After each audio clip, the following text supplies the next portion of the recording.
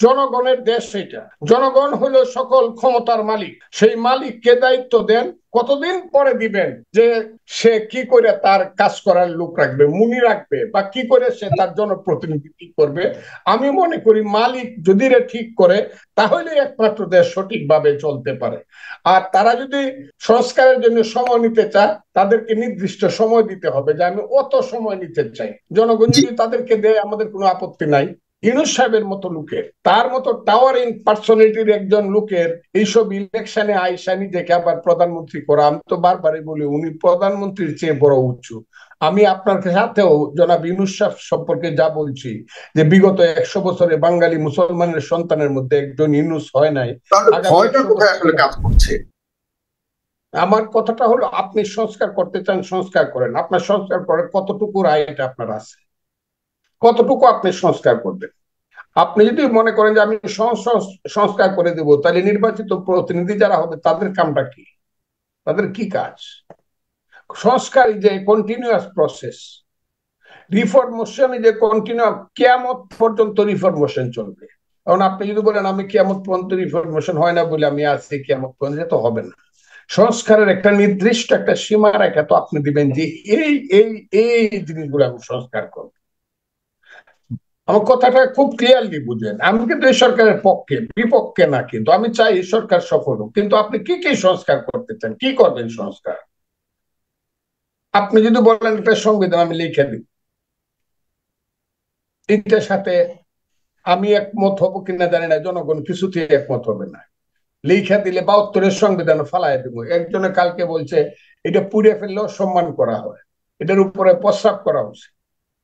এই যে কথাগুলো হচ্ছে, এগুলোর উত্তর তো আমি দিতে চাই না, কারণ এখন তো আমি জীবিত আছি। আরেকটা বিষয় হলো, আপনি যেহেতু বিএনপির একজন আমি আমি আমি এই যে যদি আপনি পেন্ডোরার বাক্সটা খুলেন, হুম, যে অবস্থাটা হবে, সেই অবস্থাটা তো আপনি সামাল দিতে পারবেন না, because you are not an elected government. এই অবস্থা তো সামাল দিতে পারে।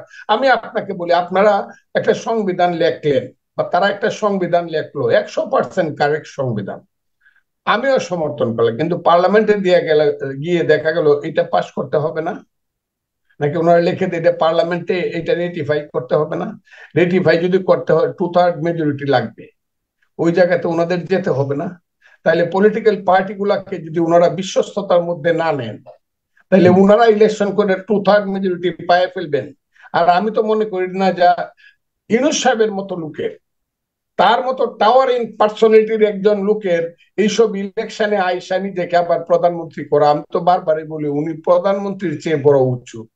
আমি আপনার সাথেও জনাব ইউনূস সাহেব সম্পর্কে যা বলছি যে বিগত 100 বছরে বাঙালি মুসলমানের সন্তানের মধ্যে একজন ইউনূস হয় নাই। তাহলে আগামী ভয়টা 100 কোথায় আসলে বছর কাজ করছে?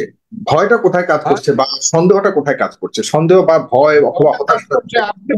আপনি যদি অনন্তকাল থাকতে চান, অনির্দিষ্টকাল থাকতে চান, তাহলে এই ভয়টা আমার মনে কাজ করছে। এখানে মারাত্মক ভাবে এইখানে গন্ডগোল হবে। আমি কথাটা বলে দিলাম আপনাকে। আপনাকে অনন্তকাল কেউ বিনা ইলেকশনে ক্ষমতায় মানবে না। আমি মানতে পারি, আমি আর ইলেকশন নাও করতে পারি, কিন্তু আপনাকে কেউ বিনা ইলেকশনে অনন্তকাল মানবে না। কাজে আপনাকে একটা নির্দিষ্ট সময় দিতে হবে, যে সময়টা রিজনেবল।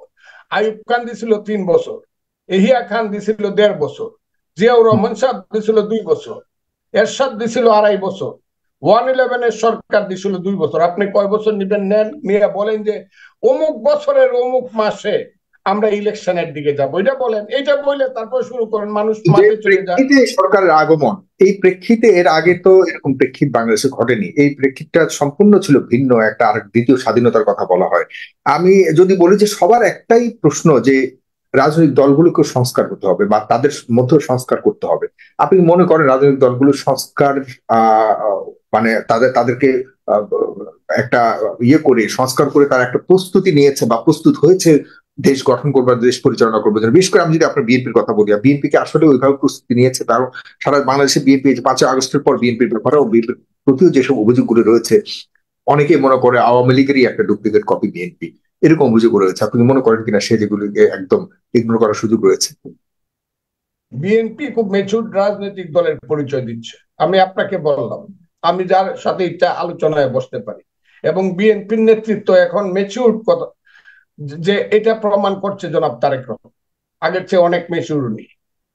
আরেকটা কথা আপনাকে বলি, বিএনপি সম্পর্কে যে অপপ্রচারটা করা হয় সেই অপপ্রচারটা কোত্থেকে করা হয়, কিভাবে করা হয়? কিছু চাঁদাবাজি ধান্দাবাজি কিছু হইতে পারে নিচের স্তরে, কিন্তু রাইট। উপরের স্তরে অনেক কিছু হয়ে গেছে, সবকিছু হয়ে গেছে।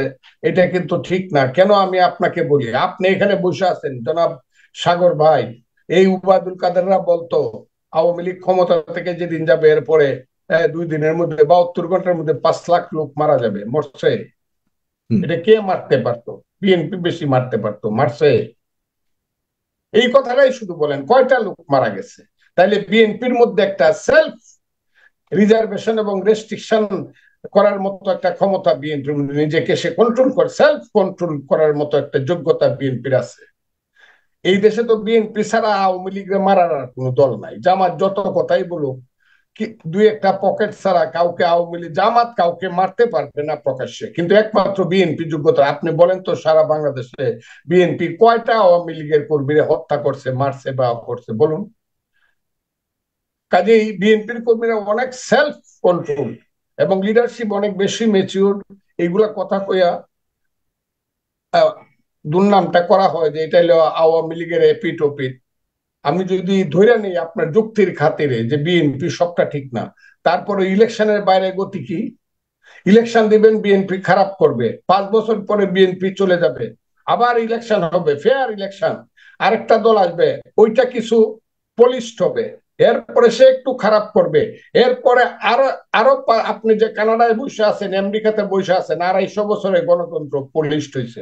আমাদেরকে এরকম কন্টিনিউয়াস প্রসেস অফ ডেমোক্রেসিতে যদি আমরা যাই, ভোটিং প্রসেসে, এই যে একটা ছেলে বলল আমরা শুধু কিন্তু ভোট কি 2000 লোক মারা গেছে, একটা ছেলে বললো। ওদের সাথে আমি কথা বল, কারণ এরা আমার সন্তানের সমান। আমার ছেলে আমার সাথে কত কথা কয়, আমার বাচ্চারা কত ধরনের দমক দিয়ে কথা কয়, তুমি কি বুঝো? আমি আমার সন্তানের সঙ্গে কথার উত্তর দিই না, কিন্তু আমি এটা বুঝি একটা ভোটের জন্য কিন্তু বাংলাদেশটা স্বাধীন হয়েছিল। একটা ভোটের অধিকার কায়েম করার জন্য কিন্তু এই দেশে একটা মুক্তিযুদ্ধ হয়েছিল। অবশ্য যদিও আস্তে আস্তে দেখা যাচ্ছে মুক্তিযুদ্ধ একটা নিষিদ্ধ নাম হয়ে যাচ্ছে। একটা ভোট তার অধিকার প্রতিষ্ঠিত করার জন্য, এখানে যদি ভোটের অধিকার মানে নাই, সেই কারণে দেশে যুদ্ধ হয়েছিল। ছেলেরা যদি বলে আরে না না ভোট করুন, কিছু কিছু না, আমরা সংস্কার, ওরা কি সংস্কার করে দিব? ওরা কি সংস্কার করব? আমি আজকে 2টা ছেলের সম্পর্কে জিজ্ঞাসা করলাম, এই 2টা ছেলে তো বিশ্ববিখ্যাত নেতা হয়েছে, এদের বাপের নাম কি? এরা কোথায় থাকে? কোথায় লেখাপড়া করছে? কোথায় আন্দোলন সংগ্রাম করছে? এরা কোথায়? আমি তো এইসব কথা বলতে চাই না। এত বড় বড় কথা বলে কেন? তো ঠিক না। আমি তো চিনি, আমরা সবার বাড়ি তো 54,000 বর্গ মাইল, 56,000 বর্গ মাইল জায়গার মধ্যে। আমার বাপ একজন গৃহস্থ কৃষক, আমার নাম ফজলুর রহমান। আমি হাত লম্বা করলে পরে সারা বাংলাদেশে 56,000 জায়গায় আমি নাগাল পাই। প্রত্যেক জায়গাতে আমি 500 কর্মীর নাম বলো, প্রতি থানাতে। যারা বড় বড় কথা বলে, জেলাতে 2টা কর্মীর নাম বলতে পারবে কিনা? কাজে আমি মনে করি জনগণের দেশ এটা, জনগণ হলো সকল ক্ষমতার মালিক। সেই মালিককে দায়িত্ব দেন, কতদিন পরে দিবেন যে সে কি করে তার কাজ করার লোক রাখবে, মুনি রাখবে, বা কি করে সে তার জনপ্রতিনিধি করবে। আমি মনে করি মালিক যদি রে ঠিক করে, তাহলে একমাত্র দেশ সঠিকভাবে চলতে পারে। আর তারা যদি সংস্কারের জন্য সময় নিতে চায়, তাদেরকে নির্দিষ্ট সময় দিতে হবে, যে আমি অত সময় নিতে চাই। জনগণ যদি তাদেরকে দেয়, আমাদের কোনো আপত্তি নাই। তার মানে আপনি মনে করেন যে তাদের একটা রোড ম্যাপ। শেষ করব, এই ধরনের তত্ত্বাবধায়ক সরকারের উপদেষ্টা বানাইলে তো আমাদের মনে সন্দেহ হয় যে ডাল মে কুছ কালা হে। আপনাদের লেভেল এরকম, a man is known by its company, a ministry is known by its ministers. এটা তো আমাদের মনে আইসা পড়ে, এরা কারা বাংলাদেশ, কারা এরা বাংলাদেশে? আমি তো বলতেছি এরা কারা বাংলাদেশের, আমি জিজ্ঞাসা করতে চাই, what they have contribution they have put for the nation? কেন তারা বাংলাদেশের একটা মন্ত্রিসভায় আইসা পড়বে পট করে দৌড় মাইরে? কি হয়েছে তারা? এই দেশটা কি এমনি এমনি হয়ে গেছে? আমি একজন মুক্তিযোদ্ধার সম্পর্কে এই প্রশ্নটা আপনাকে করলাম, পরে আমি কথা বলবো।